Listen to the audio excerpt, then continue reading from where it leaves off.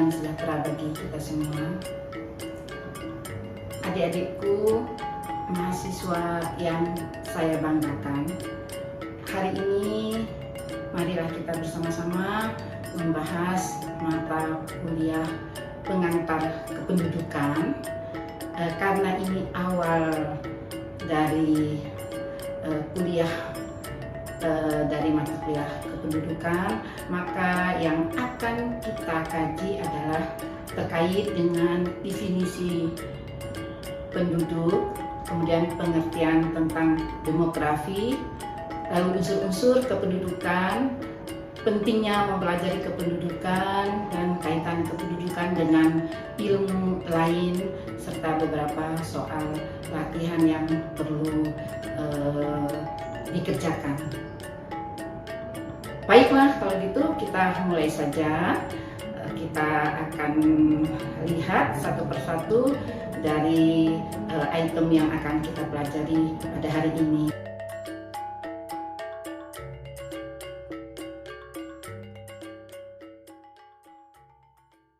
Baiklah adik-adikku, kita mulai. Jadi capaian pembelajaran pada materi kuliah hari ini yang pertama, setelah mahasiswa mempelajari materi ini mampu menjelaskan definisi penduduk, kemudian menjelaskan pengertian demografi, juga mampu menjelaskan unsur-unsur kependudukan, dan mampu memahami pentingnya mempelajari kependudukan dan memahami kaitan ilmu kependudukan dengan ilmu-ilmu lainnya, serta kita mencoba mengerjakan soal-soal latihan dengan benar.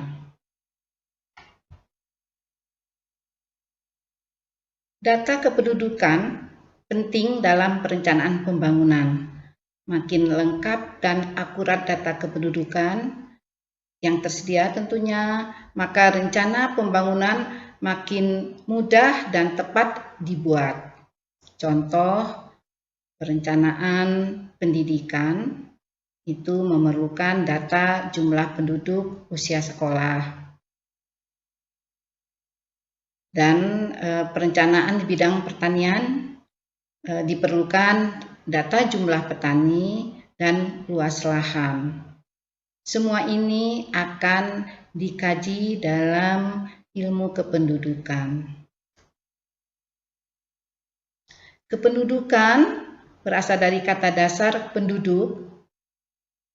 Menurut BPS, Badan Pusat Statistik tahun 2014, penduduk sebagai orang yang berdomisili di wilayah geografis Indonesia selama 6 bulan atau lebih dan atau mereka yang berdomisili kurang dari 6 bulan tetapi bertujuan menetap. Menurut Undang-Undang Dasar 1945 Pasal 26 Ayat 2, penduduk merupakan warga negara Indonesia dan orang asing yang bertempat tinggal di Indonesia.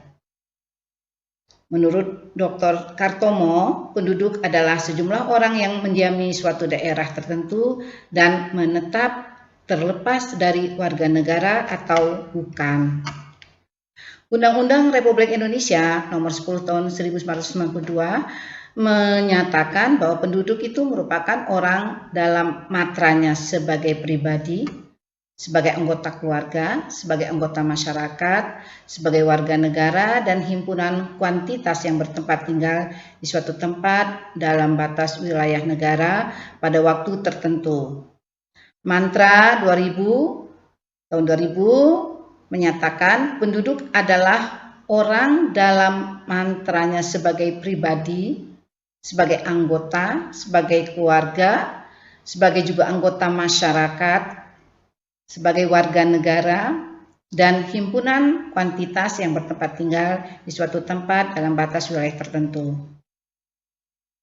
Badan Kependudukan dan Catatan Sipil menyatakan penduduk adalah orang yang mempunyai kartu tanda penduduk atau mempunyai kartu keluarga.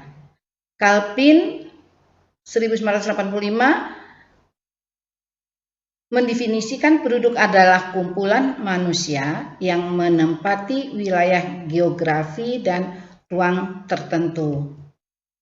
Simpulan dari beberapa pengertian penduduk adalah sekumpulan orang yang mendiami suatu daerah atau wilayah dalam waktu tertentu, terlepas sebagai warga negara atau bukan, yang mampu menempatkan dirinya sebagai pribadi, sebagai anggota, sebagai keluarga, sebagai anggota masyarakat, warga negara, dan himpunan kuantitas. Kalau dilihat dari demografi, pengertian demografi berasal dari kata Yunani, demos dan grafien. Demos artinya penduduk atau rakyat, sedangkan grafien adalah menulis. Jadi demografi adalah tulisan atau karang-karangan mengenai rakyat atau penduduk. Nah, definisi demografi menurut beberapa ahli, yang pertama menurut berdasarkan Multilingual Demography Dictionary tahun 82, demografi mempelajari penduduk suatu wilayah, terutama mengenai jumlah penduduk, struktur penduduk, yaitu komposisi penduduk, dan perkembangan penduduk atau perubahan penduduk. Hauser dan Duncan 1959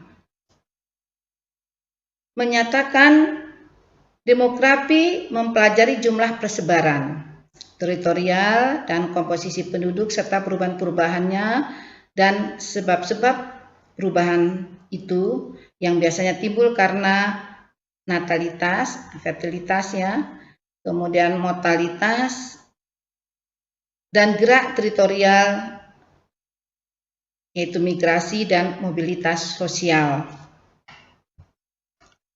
Bogu 1969 mendefinisikan demografi adalah mempelajari secara statistik dan matematik tentang besar, komposisi, dan distribusi penduduk beserta perubahannya sepanjang masa mulai dari kelahiran, kematian, perkawinan, migrasi, dan mobilitas sosial. Simpulan, demografi mempelajari struktur, yaitu jumlah penduduk, persebaran penduduk, dan komposisi penduduk, dan proses penduduk di suatu wilayah. Struktur penduduk selalu berubah-ubah disebabkan adanya kelahiran atau fertilitas, adanya kematian atau mortalitas, dan migrasi penduduk. Jadi yang dimaksud dengan penduduk dalam kajian demografi adalah sekelompok orang yang bertempat tinggal di suatu wilayah. Sesuai dengan Undang-Undang Republik Indonesia Nomor 10 Tahun 1992 tadi, penduduk adalah orang dalam matranya sebagai pribadi, anggota keluarga, anggota masyarakat, warga negara, dan himpunan kuantitas yang bertempat tinggal di suatu tempat dalam batas wilayah negara dan pada waktu tertentu. Mantra 2000 menyatakan demografi itu bersifat analitis matematis atau bisa disebut dengan demografi formal yang didasarkan atas analisis kuantitatif. Karena sifatnya demikian, maka bisa disebut pula statistik penduduk.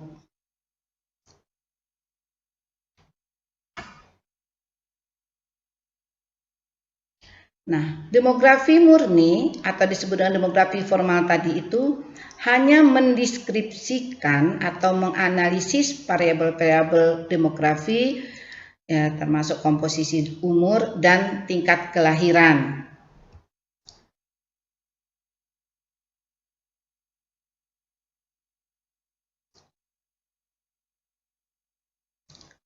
Kalau kita lihat pengertian dari kependudukan, kependudukan adalah segala hal yang berhubungan dengan penduduk, baik berkaitan dengan usia, jenis kelamin, jumlah struktur, kematian, kelahiran, mobilitas, dan kualitas, serta menyangkut sosial budaya, ekonomi, politik, dan pertahanan. Baiklah, kita lanjutkan. Berdasarkan penjelasan tadi, kemudian kita lihat bagaimana studi kependudukan. Studi kependudukan lebih luas dari kajian demografi murni, karena di dalamnya memahami struktur dan proses kependudukan di suatu daerah.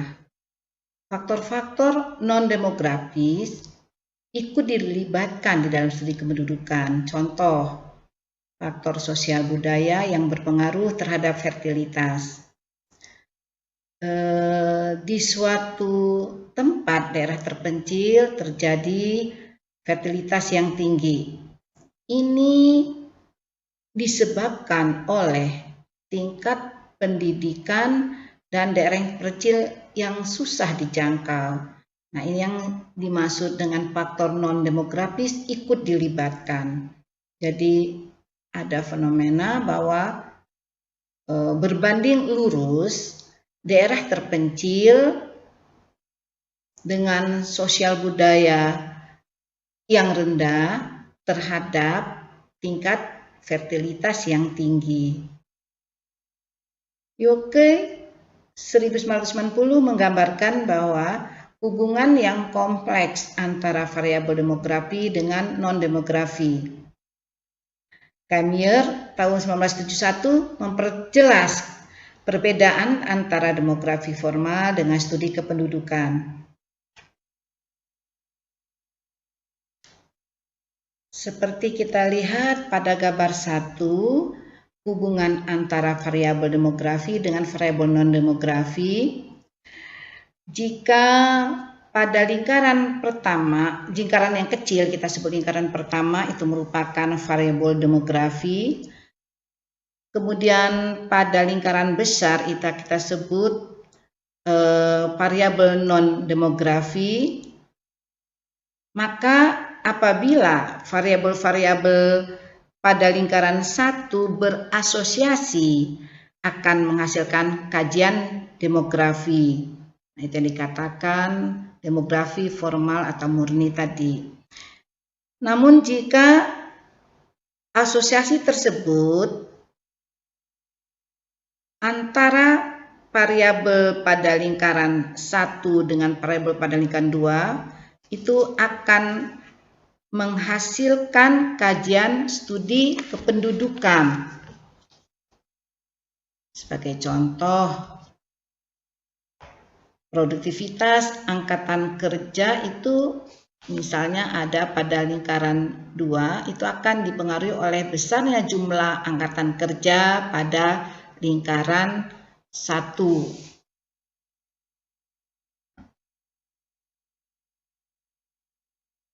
Mier juga melakukan analisis demografi formal dan studi kependudukan. Kemier tahun 71 meninjau dari tipe studi demografi formal dengan studi kependudukan. Bisa terlihat di sini pada tipe studi demografi formal itu ada variabel pengaruh seperti variabel demografi komposisi umur dan tingkat kelahiran, itu juga akan berpengaruh terhadap variabel terpengaruh tetap tingkat kelahiran dan komposisi umur. Di sini berarti di sini non-demografi tidak dilibatkan. Studi kependudukan adanya variabel non-demografi seperti sosiologi atau kelas sosial yang rendah. Ada perbedaan kelas sosial, kemudian ekonomi, ada kesempatan ekonomi atau tidak adanya kesempatan ekonomi, ini akan menyebabkan di variabel demografi terjadi migrasi keluar karena mencari kesempatan kerja. Contoh kedua, pada variabel demografi adanya tingkat kelahiran yang tinggi, misalnya migrasi masuk, kemudian akan berpengaruh terhadap variabel non-demografi juga di sini perlu membutuhkan pangan, kemudian tingkat kelahiran yang cukup tinggi juga bisa menyebabkan kemiskinan jika tidak ada kesempatan bekerja, lalu juga akan berpengaruh terhadap pertumbuhan ekonomi. Demikian adik-adikku materi kuliah kita hari ini. Saya persilakan untuk latihan soal, mengerjakan soal. Silakan bisa dibawa pulang atau dikerjakan di rumah. Beberapa daftar pustaka yang bisa digunakan untuk mempelajari materi pada hari ini. Yang pertama adalah Bogu, kemudian Hauser, dan buku ilmu pengantar kependudukan oleh Kordiana Karangga, Begum Pianti Mala, Helpian Pika, dan Rio Teddy, serta buku mantra ya Profesor Ida Bagus Mantra tahun 2000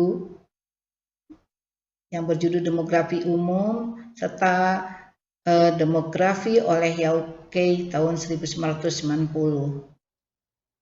Baiklah adik-adikku mahasiswa, sebagai penutup, yang pertama, demografi mempelajari struktur dan proses penduduk di suatu wilayah, di mana struktur penduduk ini yang dimaksud adalah jumlah penduduk, persebaran penduduk, dan komposisi penduduk. Struktur penduduk ini selalu berubah-ubah disebabkan oleh proses demografi, yaitu kelahiran, tadi disebut dengan fertilitas, kemudian kematian, disebut mortalitas, dan migrasi penduduk.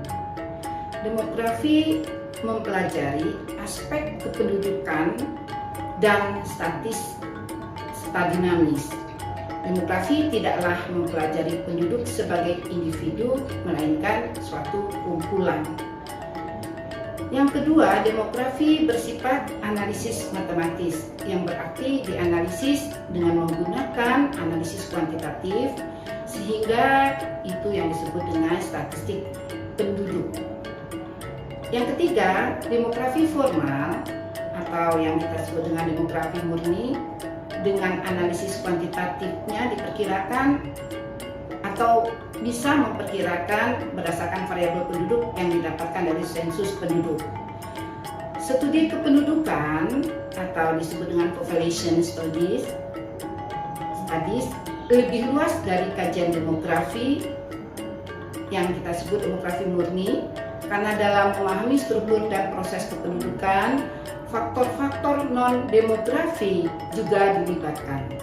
Nah, kajian demografis ini biasanya diampu oleh beberapa ahli-ahli ilmu lain seperti sosiologi, ekonomi, antropologi, geografi, dan biologi.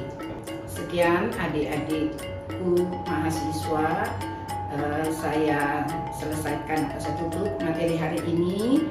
Wassalamualaikum warahmatullahi wabarakatuh.